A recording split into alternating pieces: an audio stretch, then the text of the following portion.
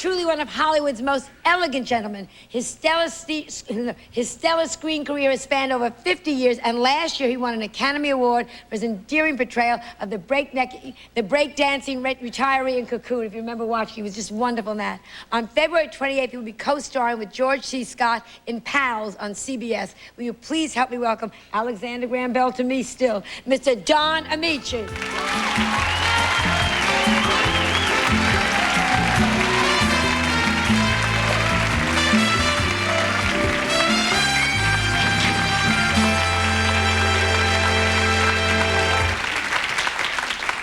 Lovely. It's been about a year since we last talked.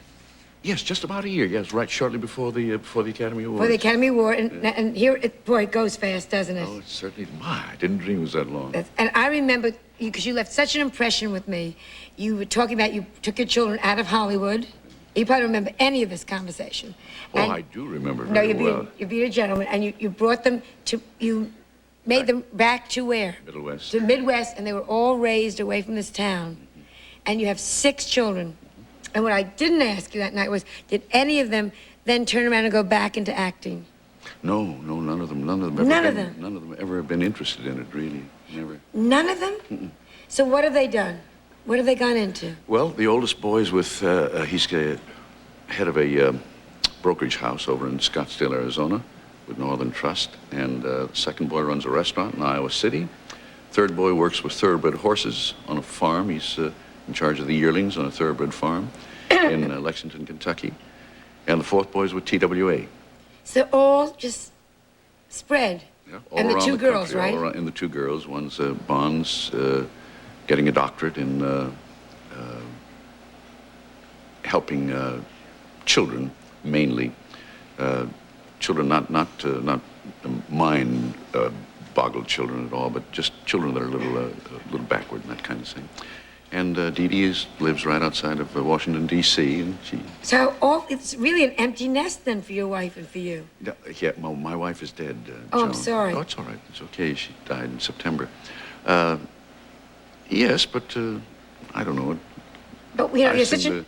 I have a close relationship with all the children, as a matter of fact. I guess I get to talk to them all, probably the boys at least 3-4 times a week, and the girls, I don't know what, I don't talk to them as frequently, but... Now, you brought them up with such a wonderful, kind of close family thing. What was your childhood like? Your father's a saloon keeper, wasn't he? He sure was. Yeah. Well, it was altogether different than my life with these children, Joan. Papa was an Italian immigrant, a lovely human being. Don't misunderstand me. Really a lovely human being. He had a 3rd-grade education. My mother only had a 3rd-grade education, as a matter of fact. She was born in a little mining town, coal mining town outside of Springfield, Illinois. And they were married in Springfield. Papa went to Kenosha, Wisconsin. He got in the saloon business there. And saloon business then was really a rough. Was it rough? Oh, my goodness sake, really rough. My first impression of my dad was that I can remember, you know, he always had a .38 caliber revolver that he carried here in his trousers. And when he went to bed at night, it was under his pillow. Because the saloon was that rough. Killed people, his bartender really? killed one man one day. And Papa hid him out for a while and took a knife of some kind. He wasn't a drinker. Charlie Vito was his name. And Papa gave him some beer that night about 4 o'clock in the morning and took a knife and ripped a hole in his stomach and took him down to the sheriff's office and pleaded self-defense, and he was free. God, it's a whole different kind of life. Yeah, altogether different Did kind you of use life. all this in your... Well, now, the thing you're doing now with George C. Scott is about 2 kind of retired men, but are either one of you that kind of rough? No. George was a little rough in the Army, yes, but not in the picture, no. We're both retired. I went with the Postal Service, and he served his time in the Army, and we retired to a little mobile home park, and we're out one day, and we see a car in swampland down in Florida, and it looked suspicious, kind of, so we went over there and fooling around with the thing. We opened the rear of the trunk of the car, and there's a suitcase in there. We opened the suitcase, it's filled with money. Turns out there's $3,600,000 in there. Oh. And the balance of the story, Joan, is what happened, what the influence that money has on 2 people's lives. And indeed it does. Here's the clip. Can we watch a little bit of the clip now? Please do. Must be $100,000. $6,000. These little bunches of hundreds have got to be $5,000 apiece. There's piles of them. We're looking at $1 million here, maybe more. You know what we did with them? We stumbled in the middle of something illegal is what we did. This is bank robbers' money or something. Serious stuff. Don't even think it. Look at it. What if we took just enough to buy the charter business?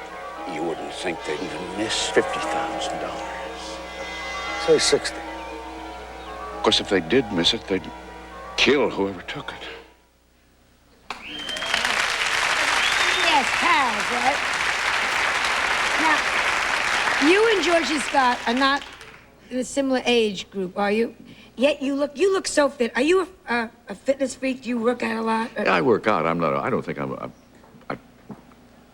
call myself a physical freak, but you know, Fitness freak. Fitness freak. No. Well, that's fine. As usual, I phrase things very delicately. What do you do? Give me an example of your day. I do some aerobics in the morning, probably 15 to 18 minutes of that, maybe 5 days a week. That's purely to get my heart rate up so that it flushes out the whole system, supposedly, and I hope to goodness it's right, because it's hard work. And then most every day of my life, I walk around 5.5 miles a day besides. Do you walk on a treadmill, or do you actually physically go out and walk? No, I walk on San Vicente most of the time in Santa Monica. And what about the swimming in Cocoon? You did, not the stunts, but you did most of the real swimming, didn't you? Oh, yes, I did all in the diving, yes. Isn't that wonderful? Yeah, it was That's just wonderful. great. Unbelievable. It's unbelievable. You have one wonderful story, because we have to go to commercial, but I want to talk about it. In the 40s, you were a huge, huge, huge star. And then you decided not to renew a contract. Yes. Do you know what I'm talking about? Yes, I do know what you're talking about, yes. That was at Fox. And, Surprise, surprise. That's right, I forgot about that. Darryl Zanuck offered me, it was at least 3 years, and it might have been 5, I'm not exactly certain of it, to stay there, no options, firm, 3 or 5 year contract.